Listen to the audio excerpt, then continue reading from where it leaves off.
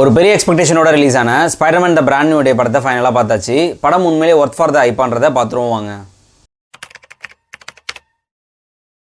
Hey guys, welcome to cinematics. இந்த மாதிரி movie ரிவ்யூஸ்க்கு நம்ம சேனல் சப்ஸ்கிரைப் பண்ணிட்டு தென் பிடிச்சிருந்தா ஒரு லைக் போட்டு விட்டுருங்க. இந்த படத்தோட ஸ்டோரி சினாப்சிஸை ஸ்பாயிலர் ஃப்ரீயாக பார்த்துருவோம் வாங்க. ஸ்பைடர்மேன் நோ வே ஹோம் கண்டினியூஷனா பீட்டர் பார்க்கர் யாருன்றதை இந்த உலகமே மறந்துருச்சு.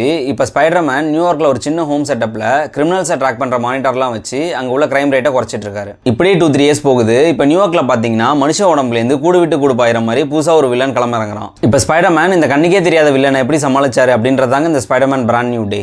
ஓஜி ஸ்பைடர்மேனான டோபியோட ஸ்பைடர்மேன் வேர்ல்டு அப்படியே ரீக்ரியேட் பண்ணி நமக்கு ஒரு நாஸ்டாலஜிக் ஹிட் கொடுத்துருக்காங்க. ஸ்டன் சீக்வன்ஸ் பொறுத்த வரைக்கும் வேற லெவலில் பிரிச்சு எடுத்துட்டாங்க. நம்ம ஆல்ரெடி மார்வலோட சாங்ஷி படத்துக்கு ஸ்டன் கோரியோகிராஃப் பண்ண ஜாக்கி சான் ஸ்டன் டீம் தான் இந்த படத்துக்கும் ஸ்டன் கோரியோகிராஃப் பண்ணியிருக்காங்க. ஓப்பனிங்ல ஜீப் சேஸ், மிட்ல ஹல்க் ஃபைட் அண்ட் கிளைமேக்ஸ்ல நிஞ்சா ஸ்வாடனு மூணுத்திலுமே ஒரு ஹை லெவல் அட்ரினலின் ரஷ் ஃபைட்டை எக்ஸ்பீரியன்ஸ் பண்ண முடிஞ்சது. மார்வல் படம்னாலே டெக்னிக்கலி செம சவுண்ட் கூட்டாக தான் இருக்கும். அதுவும் ஸ்பைடர்மேன் படம்னா கேட்கவே தேவையில்ல.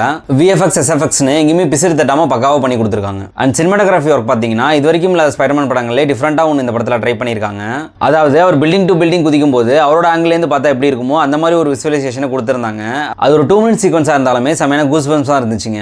பேக்ரவுண்ட் ஸ்கோர்ஸ்லாம் நல்லா இருந்தாலுமே டாமோட ஸ்பைடர்மேன் சீரிஸ்க்குனே உருத்தான ஒரு பிஜிஎம் இந்த படத்தில் மிஸ் ஆனது ஒரு டிசப்பாயின்மெண்ட் தான். இது வரைக்கும் இல்லாத ஒரு மெச்சூர்டு ஸ்பைடர்மேனை இந்த படத்தில் பார்க்க முடிஞ்சது. அண்ட் டாம் ஹாலண்ட் அவரோட வே ஆஃப் ஆக்டிங்னாலையும் எமோஷனல் சீனாலையும் அது சூப்பராகவே கன்வே பண்ணியிருந்தாரு. இந்த படத்தோட குறைகள்னு பார்க்கும்போது ஸ்பைடர்மேனை அடுத்தடுத்துன்னு எலிவேட் பண்ணி ஒரு பெஞ்ச்மார்க் செட் பண்ணி வச்சிருக்காங்க. பட் இந்த படத்தில் ஒரு பேசிக் ஸ்பைடர்மேனை காமிச்சது ஒரு டிராபேக்காக தாங்க தெரியுது. அடுத்து ஆக்ஷனை கட் பண்ணிட்டு எமோஷனல் சீன்ஸ் நிறைய சேர்த்திருக்காங்க. அந்த எமோஷனல் சீக்வன்ஸ்லாம் ஒரு சில இடங்கள் தவிர மற்ற இடங்கள்லாம் பெருசாக ஒர்க் ஆகவே இல்லை. அண்ட் நடுவில் நிறைய லென்த்தி டைலாக் சீன்ஸ் வச்சிருக்காங்க. அந்த இடமெல்லாம் சரியான டவுன்ஃபால் தாங்க சொல்லணும். அண்ட் ஆக்ஷன் சீக்வன்ஸுமே ஷார்ட்டாக முடிஞ்ச மாதிரி தான் இருந்துச்சு. அதெல்லாம் கொஞ்சம் ஷார்ட்ஸ் சேர்த்துருந்துருக்கலாம். அண்ட் படத்தில் வர ஹை மூமெண்ட்ஸ் எல்லாமே ட்ரெய்லரில் ஆல்ரெடி போட்டு காமிச்சிட்டாங்க. அதனாலே படத்தில் பெருசாக சர்ப்ரைசிங் எலமெண்ட்ஸ்னு ஒன்றும் இல்லை. வில்லன் யாருன்னு ரிவீல் பண்ணுற இடம் மட்டும் கொஞ்சம் சர்ப்ரைசிங்காக இருந்துச்சு. அண்ட் என்கிரெடிட் சீனையுமே ரொம்ப மொக்கையாக முடிச்சு விட்டாங்க. இந்த படத்தோட பாசிட்டிவ் சீன் பார்த்தீங்கன்னா தரமான ஆக்ஷன் சீக்வன்ஸ், கிராண்டியரான விஷுவல்ஸ் அண்ட் டாம் ஹாலண்டோட மெச்சூர்ட் ஆக்டிங். நெகட்டிவ் சீன் பார்த்தா lengthy dialogue scenes, on and off emotion scenes, வீக்கான villain and less time for stunts. ஓவராலாக டாம் ஹாலண்டோட ஸ்பைடர்மேன் சீரிஸை ரேங்க் பண்ணால் கண்டிப்பாக இந்த படம் தான் பாட்டம் மோஸ்ட்டில் இருக்கும். ஸோ எக்ஸ்பெக்டேஷன்லாம் குறைச்சிட்டு போய் பார்த்தீங்கன்னா கண்டிப்பாக ஒரு டீசன்ட் வாட்ச் அமையலாம். Cinematics rating for this movie 6.5 out of 10. Thank you guys.